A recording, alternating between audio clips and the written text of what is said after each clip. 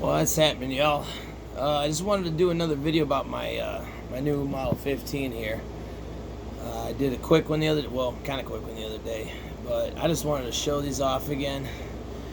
I gotta tell you, these things are absolutely beautiful. I mean, I love the contrast of the two. You know, you get the dark finish with the darker grips, the light finish with the light grips. There's something about these two things. I mean, these are very well put together pieces of work. I mean, look at this thing. Just the lines on it are so impressive. And I love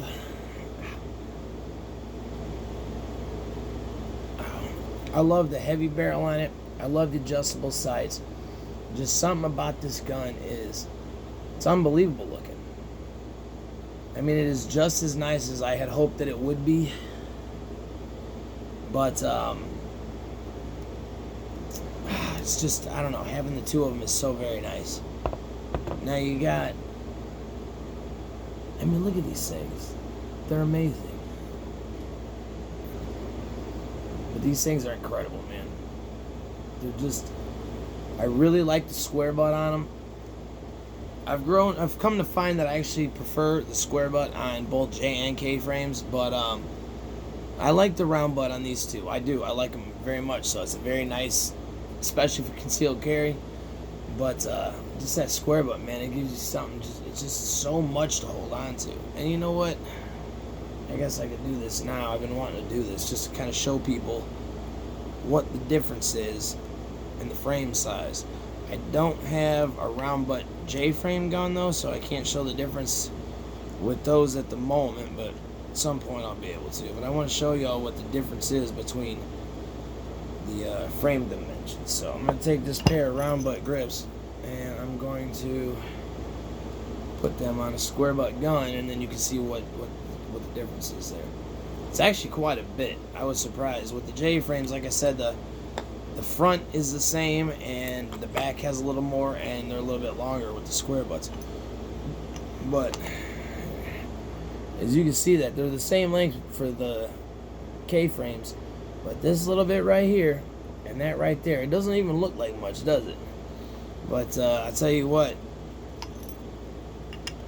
when you're holding it, it really gives you something extra to grab onto. This, I'm blending in with my shirt. That's kind of what a round butt Model 15 would look like, if you can, you know, I'm trying to blend that in with my shirt there.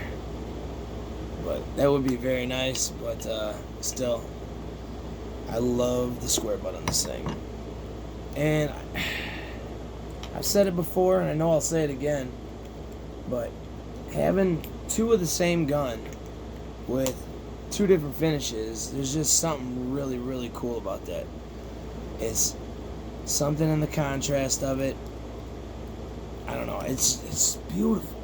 They do make a square butt Model 60, but I believe that they're only made in the 80s, because all the ones I've seen online, they don't have a pin barrel, and they have an 80s box, the ones I've seen the box with. So I don't know how many of those there are. I can look that up in my book someday, but one of these days I would like to find one of those. The Model 67 is a stainless Model 15, but they don't make a snub nose version of it. If they did, I would want to get one of those too, just for shits and giggles. But it's just so nice, man, having one of each. And this is how I want my my gun collection to be.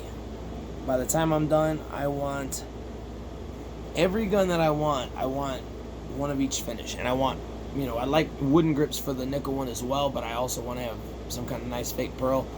Eventually, I'm going to get a gun that's I'm going to put real pearl on. And I wouldn't mind one of these, but this one does have a few blemishes. It's not bad, but I want one that's like just absolutely mint condition.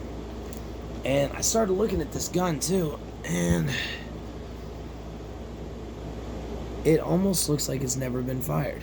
I mean, I haven't polished it, I haven't cleaned it, I just had it a couple days. See if I can focus in on this here.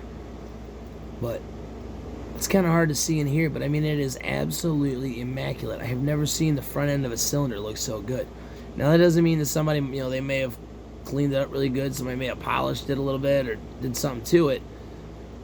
But this gun does not look very used, and if this is going to be even harder to see, but there's almost no drag line. I mean, there's a very, very faint one.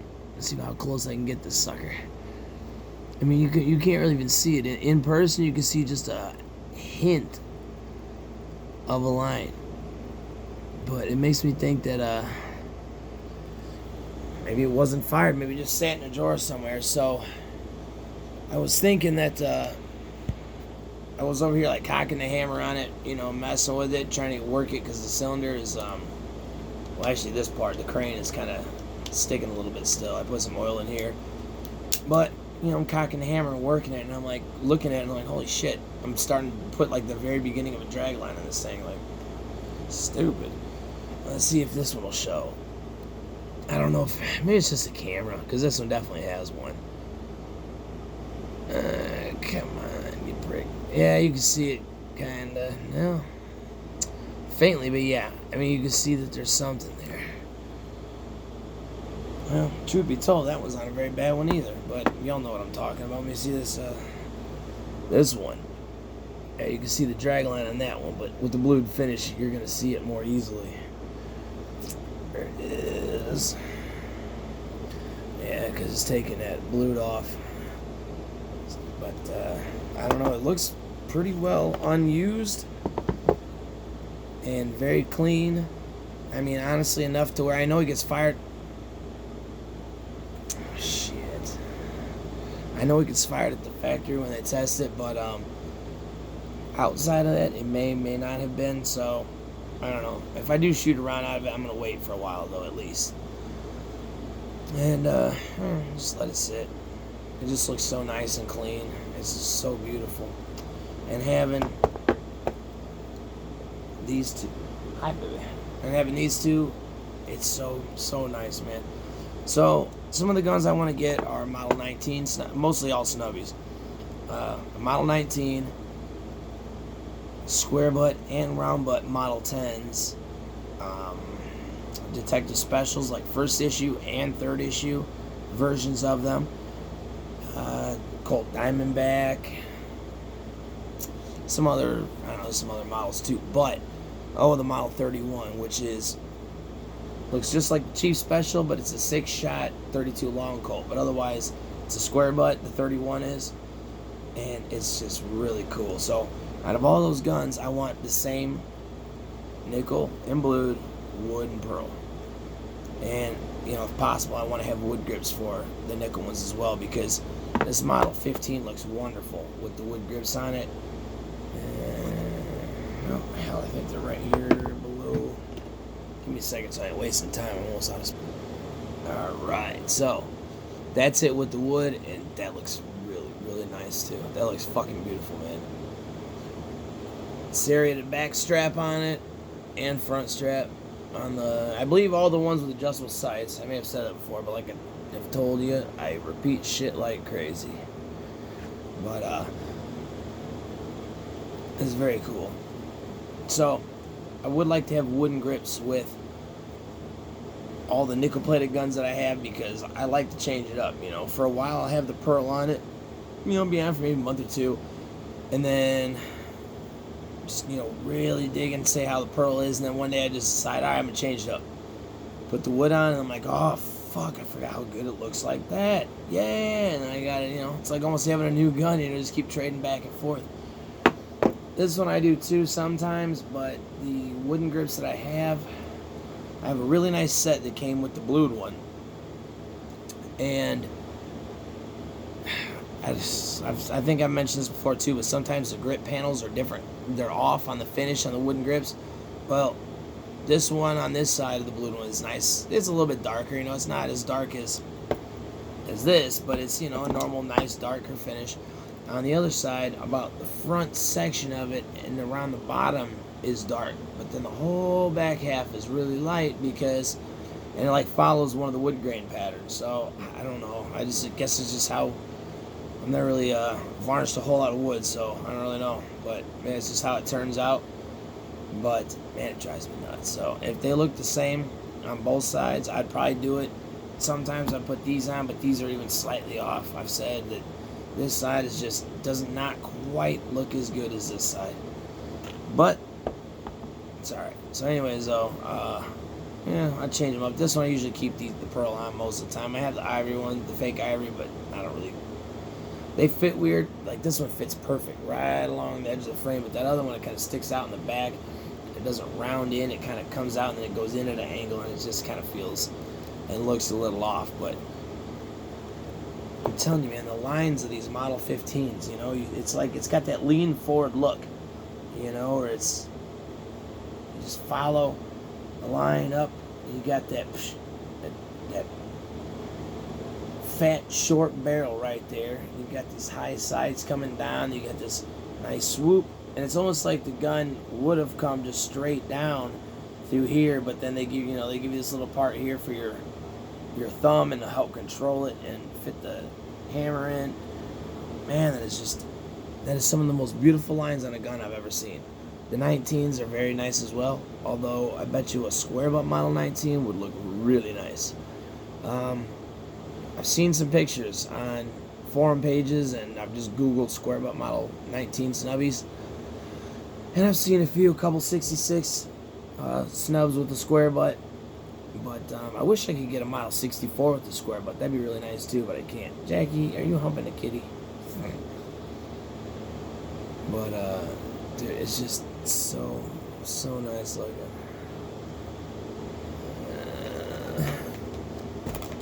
Shit.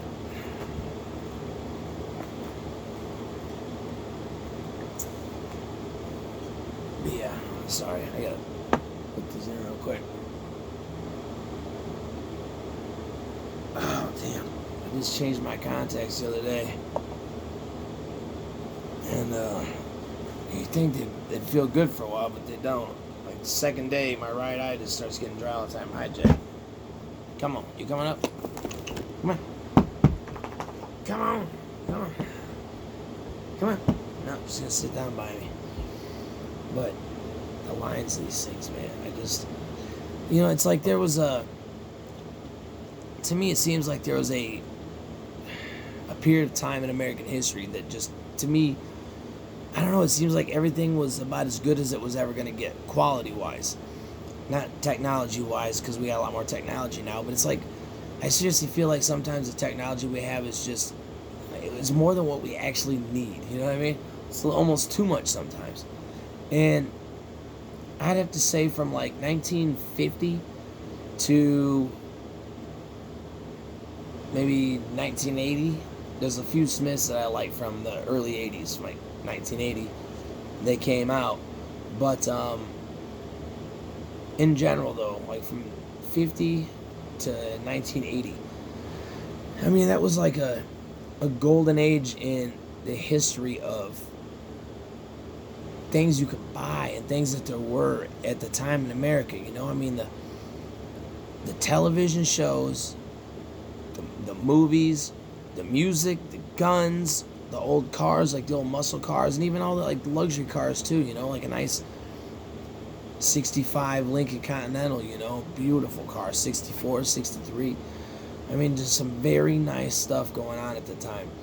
And I mean, it was like the very first phase of pop culture was kind of going through. And I think by the end of the 70s, the original people that were in like the old silent films and early days, like they're getting older, and the younger ones are kind of in their middle age, and the ones younger than them are in the middle ages right then. And then as I grew up, they started getting older, and the next wave came on. But them first couple generations, man, they just did it right. It's like, I would love to go live that 30-year period back then and just go do all the amazing things that I know are going to happen, go to all the concerts and go see all the movies in theaters, and like having movie serials to go to the theater. It's like you go out with your friends or with a girl and you go watch the next episode, another 20-30 minute episode of whatever show, and then come back next week and you get to see the next part.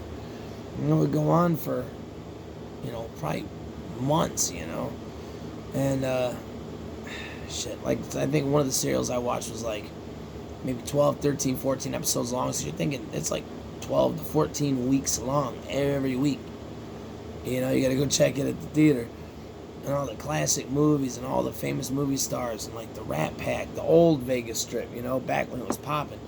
That's the kind of shit that I would love to be able to go back and experience. Like if I were to go to Vegas now, I'm not even interested in new strip. I don't even gamble. Honestly, I don't gamble because I always just fucking lose immediately. And I don't get to even have fun like playing, go up, go down for a little while. But it's just lose, lose, lose, lose, lose, bro. So I don't enjoy that.